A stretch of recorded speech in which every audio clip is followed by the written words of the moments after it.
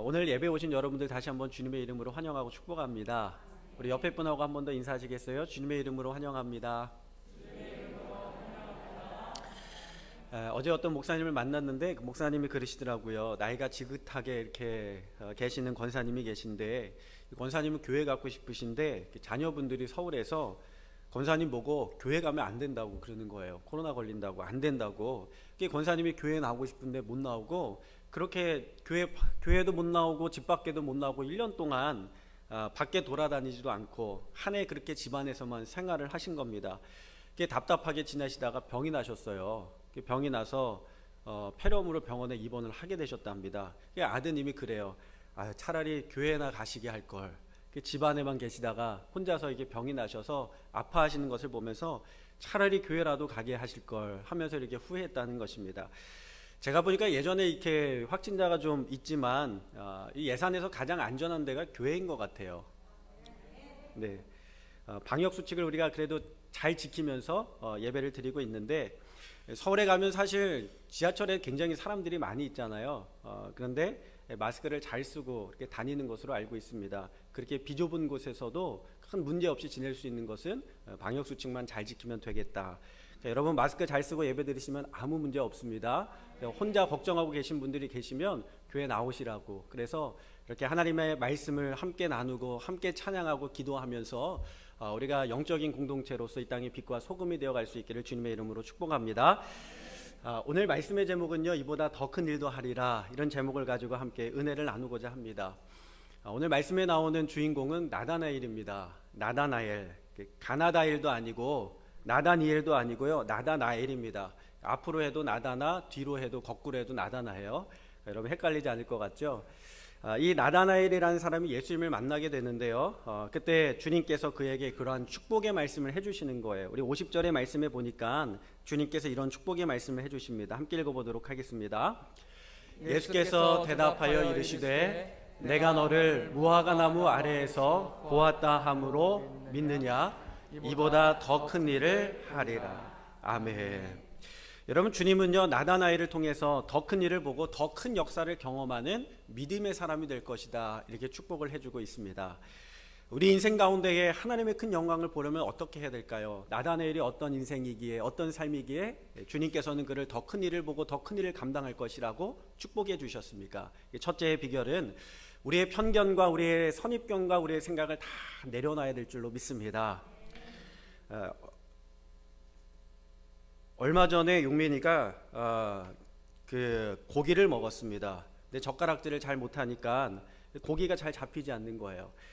근데 그 옆에 뭐가 있었냐면 집게가 있었어요.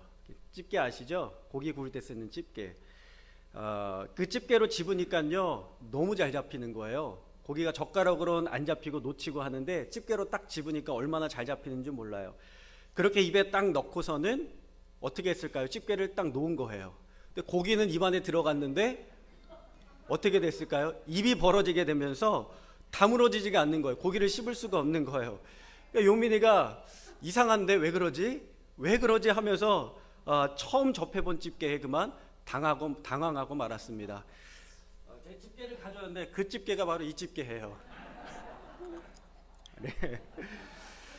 여러분, 우리가 알고 있는 지식으로는요, 때로는 당황할 때가 있습니다. 이걸 잘 사용하지 못하면요, 지식만 가지고 있다고 우리가 되는 것이 아니라는 것이죠. 젓가락과 집게의 사용법이 굉장히 달랐다는 것입니다. 나다나엘이라는 사람은요, 예수님을 안다고 생각했어요. 메시아를 안다고 생각했습니다. 그런데 그가 이 메시아가 예루살렘과 같은 대도시에서 나올 것이라는 편견과 선입견을 가지고 살아갔다는 것입니다. 근데 어느 날 빌립이 나다나엘을 찾아왔는데 그가 흥분해서 뭐라고 말하냐면, 내가 메시아를 만났어, 내가 구원자를 만났어, 내가 그리스도를 만났어 하면서 찾아왔어요. 나사렛 예수가 바로 그리스도야 하면서 그가 나다나엘에게 이렇게 이야기하는 것입니다. 그때 나다나엘이요, 코웃음 치면서 이렇게 이야기했어요. 나사렛에 무슨 선한 것이 날 수 있겠어? 하면서 웃었습니다. 개천에서 용단다니 무슨 말이야? 라고 하는 것과 똑같은 것이죠. 우리가 신앙생활하면서 그런 고백을 할 때가 있어요. 예수님은 나의 구원자이십니다. 나의 생명이십니다. 예수님은 하나님의 아들이십니다. 우리가 그런 고백을 하잖아요. 그런데 아는 것과 사는 것은 좀 다를 수 있다는 것입니다. 정작 우리의 인생에 문제와 어려움이 생겼을 때에 그때 우리가 주님 앞에 엎드리는 것이 아니라 세상의 다른 것들을 의지하면서 살아가고 있는 모습이 여전히 우리 가운데 있을 수 있다는 거예요. 주님이 하나님이신 것은 알겠는데 주님, 이 문제는 조금 다른 것 같아요. 이 문제는 주님이 아니라 이것은 주님이 하실 수 없을 것 같아요 하면서 주님 앞에 맡기지 않고 중요한 순간에 주님을 외면하고 세상을 바라보는 것이 바로 우리의 삶의 모습일 수 있겠구나라는 생각이 들었어요. 이스라엘의 첫 왕인 사울 왕이 전쟁 가운데 마음이 급했습니다. 블레셋이 쳐들어왔어요. 사무엘 선지자가 와서 번제드리고 주님의 뜻을 들어야 하는데 사무엘 선지자가 오지 않는 거예요. 분명히 아침까지 온다고 이야기를 했는데 정오가 돼도 오지 않는 것입니다. 그리고 해가 뉘엿뉘엿 넘어가기 시작해서 밤에는 싸울 수가 없잖아요. 그래서 마음이 급해졌습니다.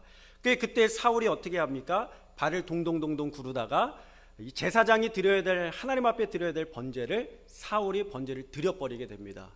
드려버리게 돼요. 그리고 전쟁에 나갔지만 결국에 그 전쟁에서 패하게 되고 마는 것이죠. 여러분, 하나님께서 도와주시지 않는 전쟁에서 어떻게 이길 수 있겠습니까? 보기 좋게 패하게 되고 하나님을 의지하는 이 사울을 하나님께서 사용하시지 않게 되었다는 것입니다. 정말 중요한 순간에 사울은요, 하나님을 의지하지 않았어요. 하나님을 믿었지만 하나님을 의지하지 않았습니다. 근데 반면에 다윗은요, 조금 달랐던 것 같아요. 어느 날 블레셋이 쳐들어온다는 소식을 듣고 다윗이 하나님 앞에 무릎 꿇고 엎드립니다. 하나님, 제가 블레셋으로 올라가도 되겠습니까? 하나님 앞에 물어봐요. 하나님께서 그래, 올라가라. 내가 이 전쟁을 너에게 주었나니 이 전쟁에 올라가서 승리하라. 다윗이 하나님의 말씀에 순종하여 블레셋과의 싸움 가운데 산에 올라가서 전쟁을 하게 됩니다. 하나님의 도우심과 하나님의 은혜로 말미암아 그 전쟁 가운데 승리하게 되었는데 블레셋이 또 쳐들어온 거예요. 얼마 안 돼서 또 쳐들어온 겁니다. 그러니까 이번에는 르바임 골짜기로 쳐들어왔는데 이미 이겼던 전쟁, 이미 하나님께서 승리를 주셨던 그 전쟁, 승리를 허락하셨던 전쟁이었어요. 그런데 다윗이 또 물어요. 하나님 앞에 또 물어요. 아니, 전에 하나님이 가라고 했으니까 이번에 그냥 가면 되겠지가 아니라 하나님 앞에 또 무릎 꿇고 엎드려 주님의 뜻을 구합니다. 하나님, 이 블레셋과의 전쟁 가운데 올라가면 되겠습니까? 그때 하나님이 올라가지 말래요. 이번에는 올라가지 말고 돌아가서 숲을 뒤에서 기습해라. 여호와가 먼저 앞서가서 블레셋 군대를 치면 그때 공격하도록 하여라. 하나님께서 말씀해 주셨습니다. 그렇게 해서 다윗은요, 블레셋을 수중에 놓게 돼요. 여호수아 시대에 하나님의 말씀에 순종하지 않아서 그들의 가시가 되었던 이 블레셋, 그들을 진멸해야 되는데 그들과 타협하면서 살았던 거예요. 그 타협해서 사니까요, 그들이 가시가 되어서 틈만 나면 쳐들어와서 약탈해가고 틈만 나면 쳐들어가서 괴롭히고 고통을 주었던 사람들이 바로 블레셋이었습니다. 그로 인하여 사사시대에 끊임없이 블레셋으로 인하여 약탈과 고통을 당했던 이스라엘이었어요. 그런데 이 다윗이 하나님의 말씀에 순종했더니요, 블레셋을 완전히 제압하고 점령하게 되는 놀라운 역사를 얻게 된 줄로 믿습니다. 사랑하는 여러분, 우리가 인생을 살아가면서 사소한 것까지도 우리의 생각과 우리의 판단을 가지고 결정할 것이 아니라 사소한 것 하나도 하나님 앞에 물어보고 기도할 때에 하나님께서 가장 좋은 것으로, 가장 귀한 것으로 우리의 인생에 부어주실 줄로 믿습니다. 그래서 주님께서 우리의 주님이 되시고 인도자가 되심을 고백하면서 주님의 뜻에 순종하며 살아갈 수 있는 저와 여러분 다 될 수 있기를 주님의 이름으로 축원합니다. 자, 두 번째로 어떻게 해야 하나님의 큰 일을 볼 수 있느냐? 두 번째로 간사함이 없어야 됩니다. 간사함이 없어야 되는 거예요. 여러분, 이 간사함이 없다는 말은 뭐냐면 진실되다라는 것입니다. 주님은 나다나엘을 만나고 나서 뭐라고 이야기하시냐면 우리 47절의 말씀을 다 같이 한번 읽어보도록 하겠습니다. 47절의 말씀입니다. 예수께서 나다나엘이 자기에게 오는 것을 보시고 그를 가르쳐 이르시되 보라, 이는 참으로 이스라엘 사람이라 그 속에 간사한 것이 없도다. 아멘. 아멘. 그 속에 간사한 것이 없도다. 참으로 이스라엘 사람이구나, 참된 사람이구나, 이렇게 칭찬해 주셨습니다. 간사함이 없다는 말이 뭐예요? 거짓말이 없고 속임수가 없고 뒤에서 다른 짓 하고 있지 않다는 것이죠. 마음과 생각이, 행동이 다 일치된다는 그런 사람을 이야기합니다. 하나님께서 다윗을 선택하셨을 때 그는 말제였습니다. 막내였어요. 그에게는 키가 크고 잘생기고 머리가 금발이었는지 모르겠지만 아주 휘날리는 그러한 멋있는 형들이 있었습니다. 그런데 하나님은 외모를 보지 아니하시고 중심을 보시는 하나님이신데 양떼를 성실하게 돌보면서 온전히 하나님을 향한 그의 진실된 마음을 하나님께서 아시고 다윗을 불러서 왕으로 세우게 됩니다. 그러면서 뭐라고 말씀하시냐면 이는 내 사랑하는 자요 내 마음에 합한 자로다 하나님께서 여겨주시고 귀하게 여기신 줄로 믿습니다. 이 다윗은 어떤 사람이냐? 누구보다도 하나님의 말씀에 순종하며 살려고 애썼던 사람이에요. 사람이 보든지 안 보든지 상관없이, 하나님이 보시든지 안 보든지 상관없이 그는 하나님의 말씀을 사랑하고 하나님을 사랑하고 성령의 충만함을 받아 살아갔던 사람이 바로 다윗의 삶이었다는 것입니다. 그가 한순간의 실수로 인하여서 밧세바와 간음하여 넘어졌을 때에 나단 선지자가 찾아와서 그에게 잘못을 지적하죠. 그때 많은 사람들 같았으면 아마 어쩌면 자신의 죄를 숨기고자 했을지 모르겠어요. 저 선지자 하나만 없애면 내 죄를 숨길 수 있다, 가릴 수 있다, 그렇게 해서 선지자를 몰래 처형할 수 있었을 것입니다. 그런데 그는요, 왕임에도 불구하고 그 선지자 발 앞에 엎드려서 그의 발 앞에 머리를 묻고 눈물을 흘리면서 내가 하나님 앞에 죄를 지었습니다, 내가 사람들 앞에 죄를 지었습니다, 그가 고백하면서 눈물로 회개하는 사람이었다는 거예요. 그가 속이지 않고 진실된 마음이 하나님의 마음을 감동시킨 줄로 믿습니다. 여러분, 신앙생활은요, 생각으로만 하는 것이 아니라 우리의 마음과 우리의 온 힘을 다해 하나님을 섬길 때에 하나님께서 그 믿음을 기쁘게 여기시는 줄로 믿습니다.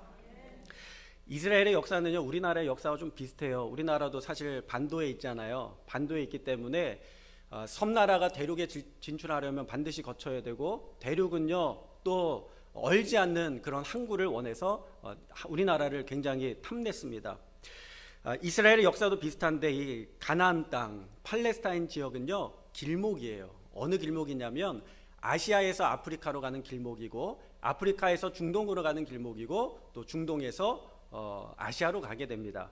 그러니까요, 강대국들의 침략이 끊어지지가 않는 거예요. 그러니까 이집트가 세력을 뻗쳐나가면 반드시 팔레스타인을 지나가게 되어 있고요. 또 중동의 아수르와 바벨론 같은 나라가 세력을 뻗치려면 또 이 이집트로 내려가려면, 아프리카로 내려가려면 반드시 팔레스타인 지역을 거치게 되어 있습니다. 그리고 마게도냐와 같은 나라들이 전 대륙을 점령할 때에도 그곳은 길목이 되었던 것이죠.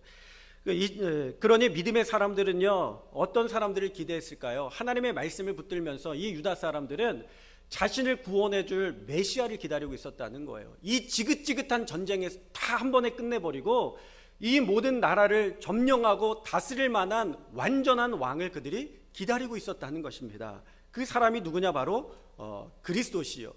이 나다나엘이 바로 그러한 사람 중에 하나였어요. 나라를 사랑하는 마음으로 정말 그 메시아 구원자 그리스도를 기다리면서 살아갔던 사람이 나다나엘이라는 사람이었습니다. 열린교회 김남준 목사님이 목회하실 때 일인데, 어느 날 수요일 예배가 끝나고 성도님들이 찾아오신 거예요. 어떤 성도님 한 분이 찾아오셨습니다. 그러면서 이야기하기를, 목사님 간절히 기도하고 싶은데 잘 안 돼요. 간절히 기도하고 싶은데 기도가 잘 안 돼요. 어떻게 해야 간절히 기도할 수 있습니까? 목사님께 물어보니까 그때 목사님께서 물어보셨대요. 대답을 주실 줄 알았는데 물어보셨대요. 형제님 혹시 간절히 살고 있습니까?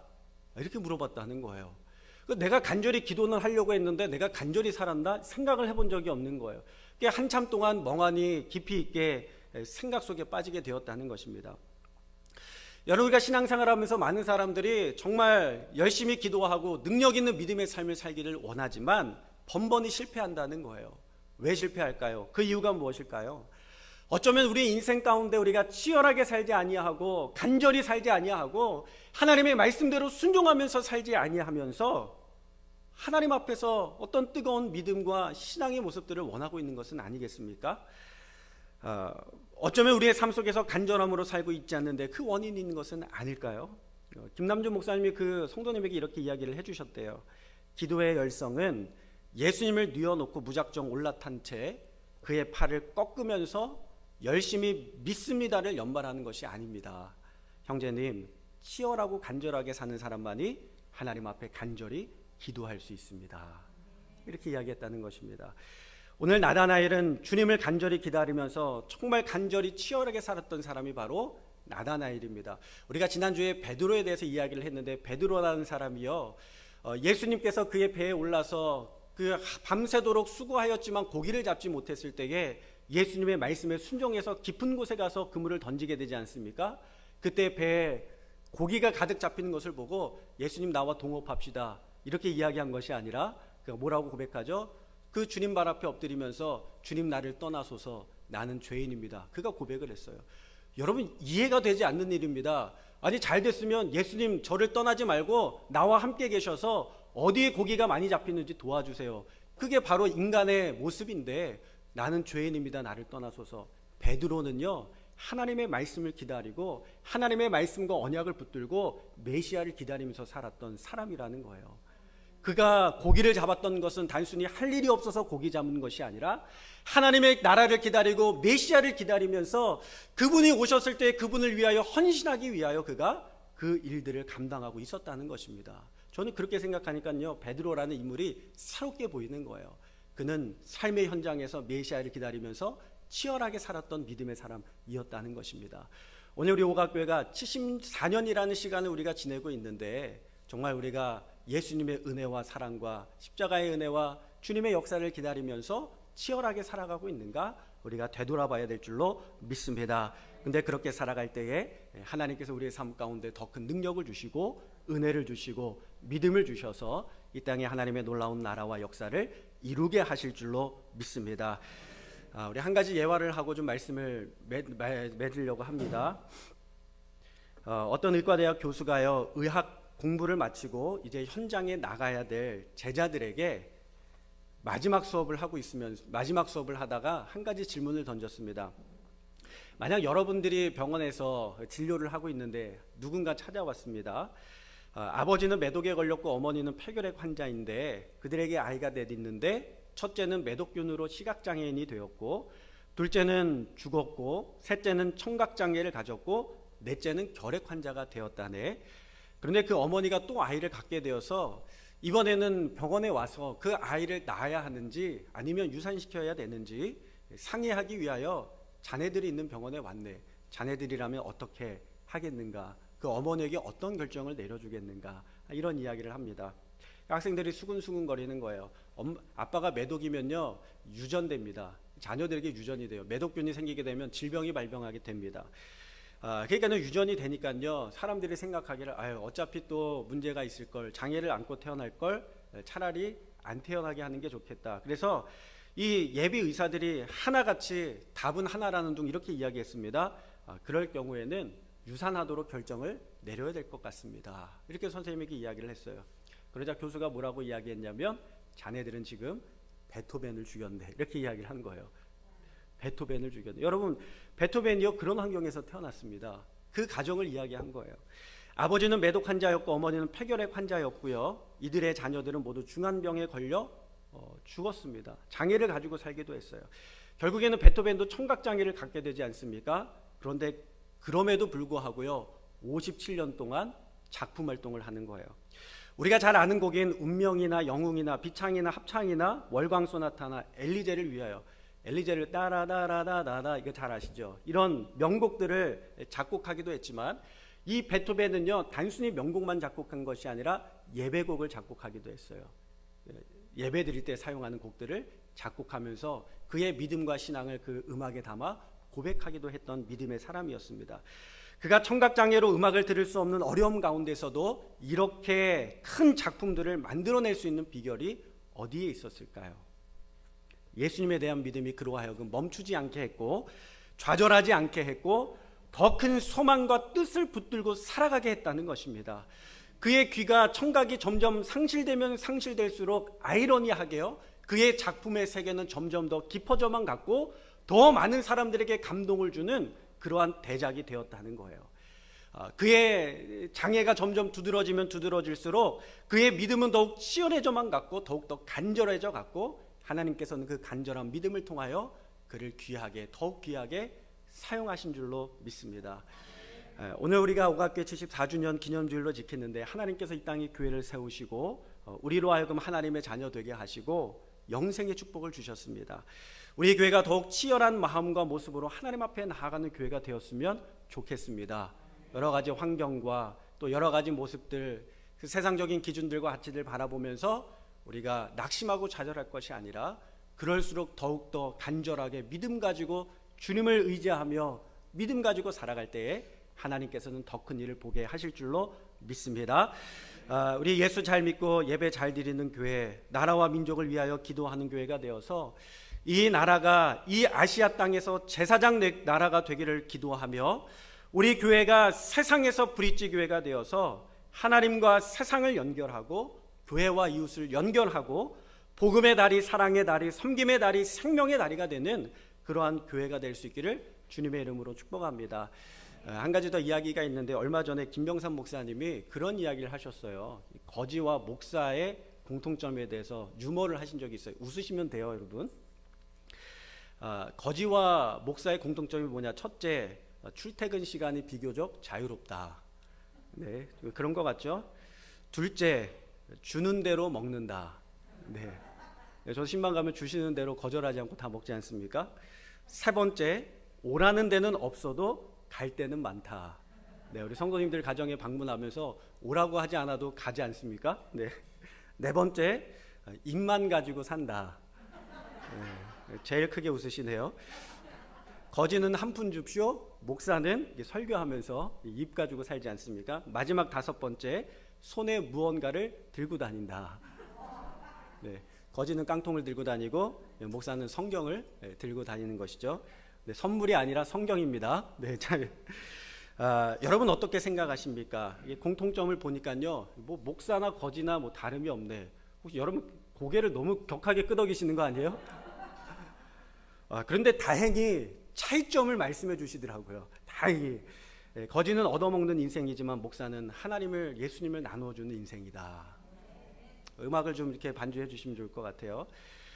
우리의 인생의 목적이 분명하지 않으면요, 차이를 구분할 수가 없습니다. 크리스천의 인생의 목적이 분명하지 않으면요, 세상 사람들과 믿는 사람들의 차이를 구분할 수가 없는 거예요. 여러분, 세상 사람들이 어떻게 구분할 수 있겠습니까? 우리의 목적이 오직 주님을 위하여, 주님의 영광을 위하여 사는 인생이 될 때에 그 진가가 드러나게 되는 줄로 믿습니다. 여러분, 예수님의 12제자 이름을 보면요, 성경에 오늘 나다나엘이라는 이름이 나오지 않습니다. 없어요. 그런데 예수님의 제자가 되어요. 예수님의 제자 바돌로메가 누구냐? 나다나엘입니다. 바돌로메는 사람 이름이 바돌로메가 아니라 돌로메의 아들 이라는 뜻이죠. 나면서부터 소경이었던 바디메오가 디메오의 아들인 것과 마찬가지로 바돌로메는 돌메오의 아들이었고, 그는 바로 오늘 예수님을 만났던 나다나엘이었습니다. 그는 오늘 주님을 만나고 그의 인생을 주님 앞에 헌신하면서 하나님 나라의 귀한 일들과 역사들을 바라보면서 열방 가운데 복음을 증거하다가 하나님의 부르심을 받는 인생이 되는 것이죠. 오늘 주님께서는 나다나엘에게 말씀하십니다. 이보다 더 큰 일을 보리라. 그리고 그는 예수님의 제자가 되어서 죽기까지 순종하며 하나님 나라의 놀라운 구원을 경험하게 된 줄로 믿습니다. 오늘 이 놀라운 일들이 우리 교회 가운데 가득하게 이루어지게 되기를 주님의 이름으로 축원합니다. 잠깐